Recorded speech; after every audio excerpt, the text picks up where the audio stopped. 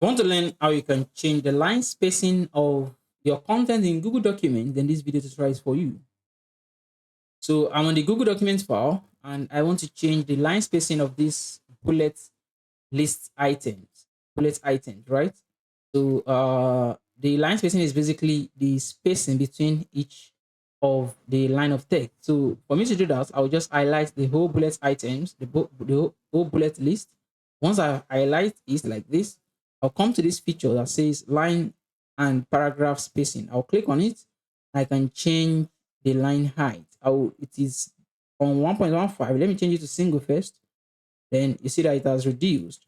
If I want to expand it, right, I'll highlight it like this. I'll come here, I'll click on it, I'll change it to 1.5, which has increased the line height. And I can also highlight it again, come to line and paragraph spacing, click on it. I'll give it double. I'll click on double. It has doubled the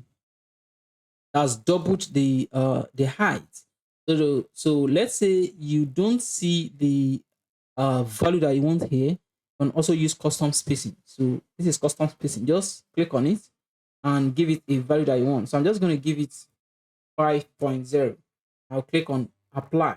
Once I do that, it has increased the line height, the spacing by a significant amount. So this is basically how you add line height to your content in Google Documents. If you find this tutorial helpful, ensure you subscribe to this channel and I will see you in the next episode. Thank you.